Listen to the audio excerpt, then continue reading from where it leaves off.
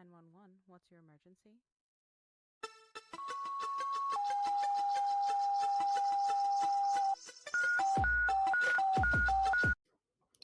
The following content is graphic, emotional, and includes dark humor that may not be suitable for all listeners. Discretion is advised. These stories are based on real-life EMS, military, and healthcare experiences. Calls are real, providers are real, names and details have been changed to protect privacy. They may be disturbing to some and are definitely inappropriate for HR department. Any medical or mental health discussion is personal experience, not protocol. Use your damn brain. Follow your local guidelines, and when in doubt, call med control. If you're struggling, don't do it alone. Talk to someone, a coworker, a friend, a therapist, or hell, reach out to me. I'll answer. Need help right now? Text or call 988 or visit 988lifeline.org. So I was 45 years old, or 44 when I started training in testing for local departments out here in Washington and Idaho.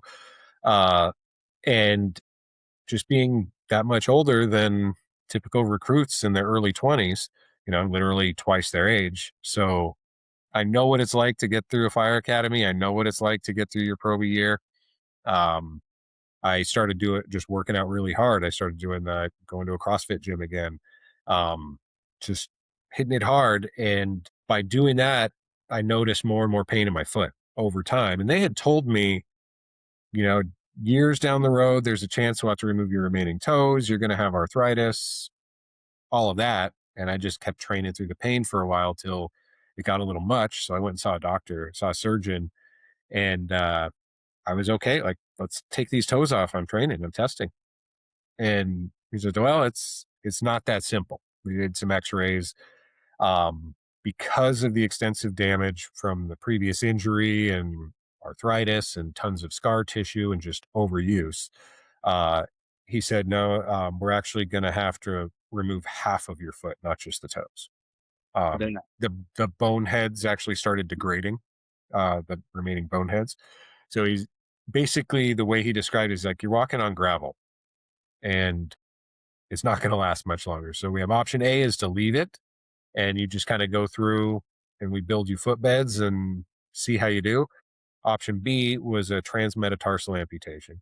So half the foot. So it's actually 2 inches behind the toes into the foot.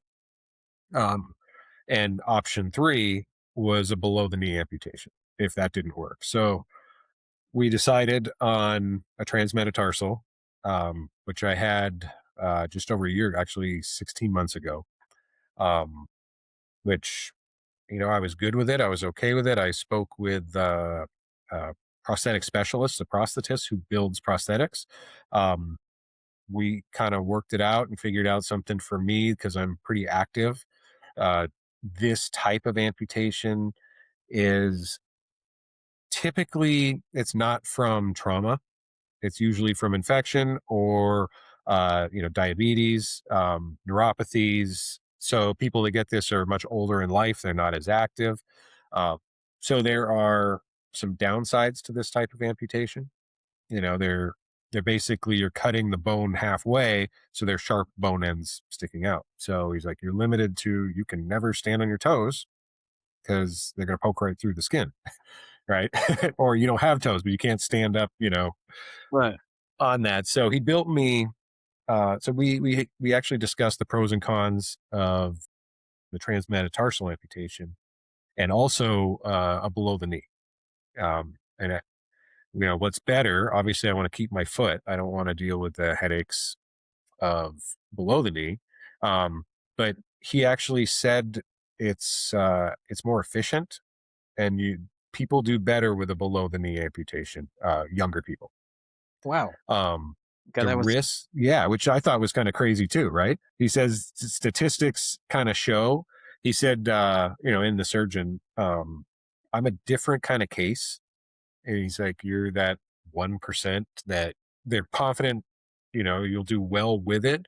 But a transmetatarsal amputation is actually considered a transient amputation or a temporary amputation, which I thought was crazy. He said most people that get that eventually over time still have to go below the knee.